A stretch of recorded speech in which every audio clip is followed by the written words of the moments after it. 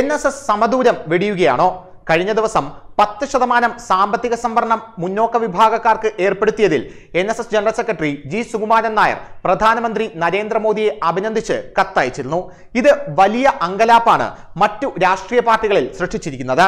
NSSനെ വെച്ച് BJP നേട്ടമുണ്ടാക്കുമോ എന്നാണ് മറ്റ് രാഷ്ട്രീയ പാർട്ടികൾ ഇപ്പോൾ നോക്കിക്കാണുന്നത്.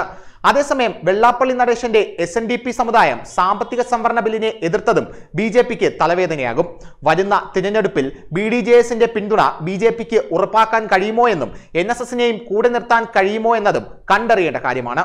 10% സാമ്പത്തിക സംവരണം നടപ്പാക്കാനുള്ള തീരുമാനത്തിൽ നന്ദി പറഞ്ഞ് NSS നേതൃത്വം പ്രധാനമന്ത്രി നരേന്ദ്രമോദിക്ക് അയച്ച കത്തിൽ കേരളത്തിലെ BJPക്ക് ആത്മവിശ്വാസം വർദ്ധിക്കുന്നു.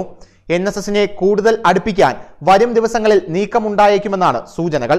അതേസമയം SNDP യോഗം സാമ്പത്തിക സംവരണത്തെ എതിർക്കുന്ന സാഹചര്യത്തിൽ കേരള NDAയിലെ സഖ്യകക്ഷിയായ BDJSനെ BJP നേതൃത്വത്തിന് പിണക്കാനുമാകില്ല. സർക്കാർ ജോലികളിലും ഉന്നത വിദ്യാഭ്യാസ മേഖലയിലും സാമ്പത്തിക സംവരണത്തിനുള്ള ഭേദഗതി രാജ്യസഭയിൽ പാസായപ്പോൾ NSS general secretary G Sukumaran Nair Modi സർക്കാരിനെ അഭിനന്ദിച്ചിരുന്നു.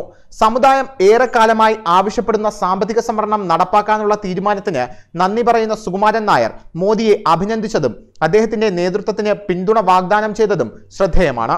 സാമ്പത്തിക സംവരണത്തിലൂടെ സാമൂഹിക നീതി ഉറപ്പാക്കുകയാണെന്നും കേന്ദ്ര സർക്കാരിന്റെ ഇച്ഛാശക്തിയുടെ തെളിവാണിതെന്നും കത്തിൽ ചൂണ്ടിക്കാട്ടുന്നു. ബില്ലിലെ വ്യവസ്ഥകളെ എതിർത്ത കേരളത്തിലെ ചില MP-മാരെ സുകുമാരൻ നായർ നേരിട്ട് വിളിച്ച് അതൃപ്തിയും അറിയിച്ചിരുന്നു. News desk Malayalam express.